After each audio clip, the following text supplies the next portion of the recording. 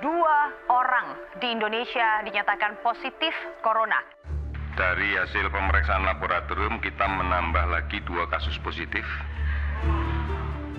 Para pengguna jasa komuter lain, kami mengajak untuk selalu menjaga kebersihan dan kesehatan, senantiasa menggunakan masker saat kondisi sedang flu, batuk maupun dalam masa penyembuhan.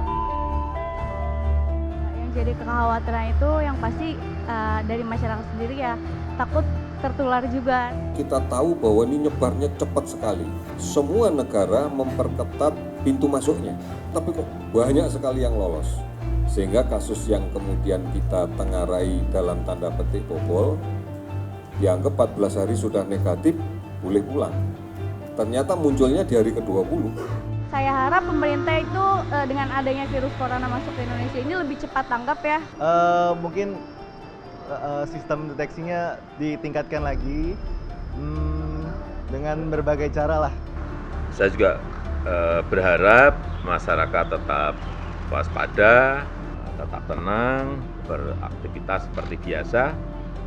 Dan perlu juga saya sampaikan bahwa gejala virus COVID-19 ini mirip seperti flu.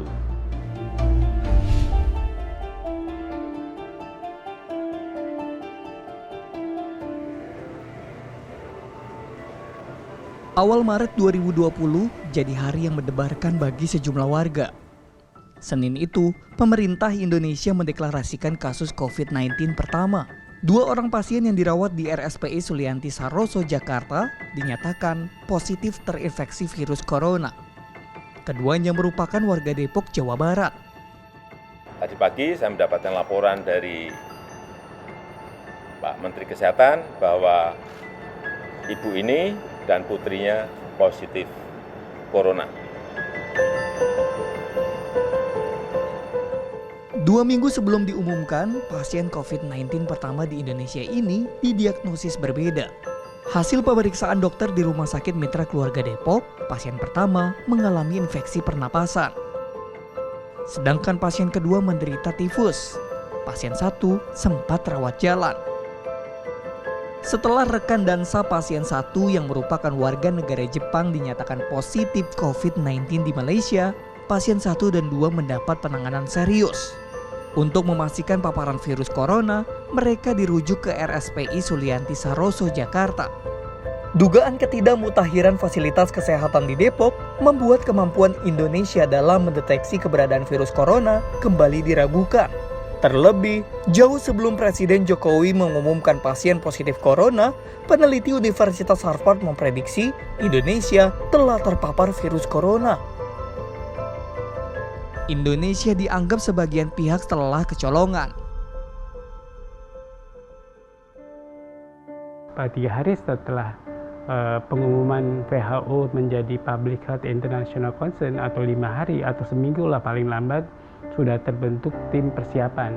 Sekarang tim persiapannya baru dibentuk ya belum seminggu yang lalu begitu. Jadi kira-kira ya agak terlambat begitu.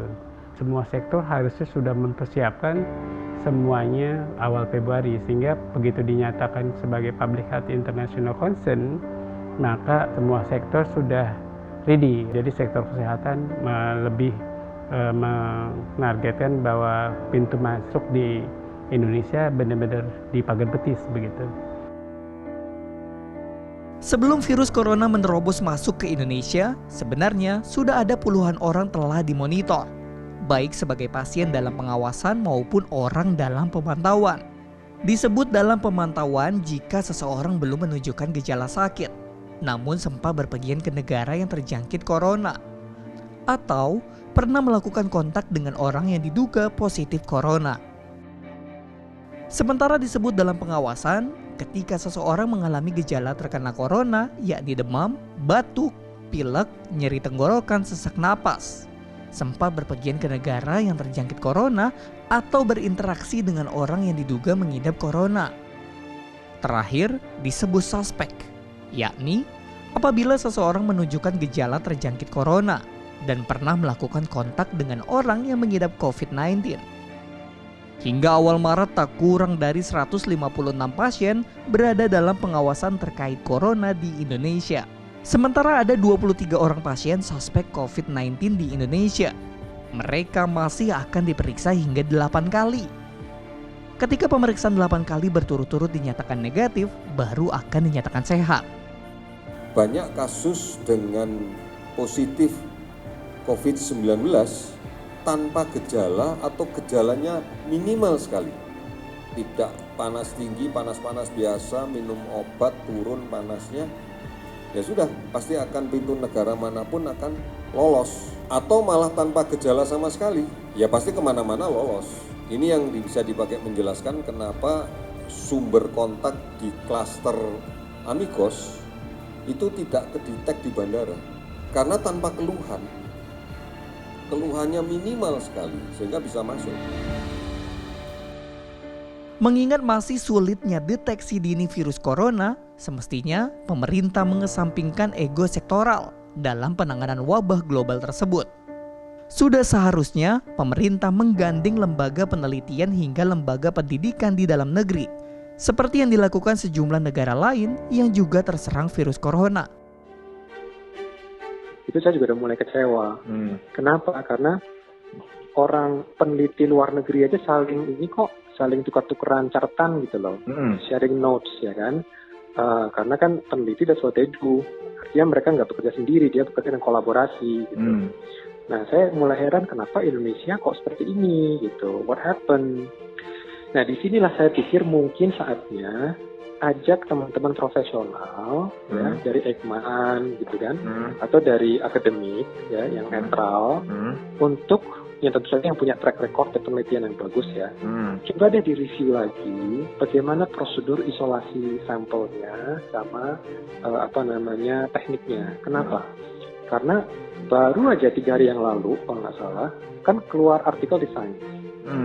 Itu detail sekali itu ceritanya. Jadi lab-lab di Amerika itu kan mendapatkan kit ya, di kit untuk deteksi coronavirus ini, SARS-CoV-2 ini kan dari CDC. Itu lembaga yang premier. Sebelum muncul pasien positif corona di Indonesia, pemeriksaan sampel terkait dugaan COVID-19 hanya bisa dilakukan di laboratorium Badan Penelitian dan Pengembangan Kesehatan Kementerian Kesehatan. Setelah kekhawatiran akan virus corona meluas, barulah kini pemerintah mendorong agar laboratorium yang ada di daerah ikut andil dalam mendeteksi virus corona jenis baru ini. Virus corona telah menginfeksi 103 negara di seluruh dunia. Lebih dari 100.000 orang terinfeksi dengan angka kematian sebanyak 3.600 orang. Meski diimbau terus waspada, masyarakat Indonesia tak usah panik berlebihan. Karena hingga awal Maret, sedikitnya 60.192 orang yang terinfeksi bisa disembuhkan. Penyakit ini juga tidak semematikan virus flu burung, MERS hingga SARS yang telah mewabah sebelumnya.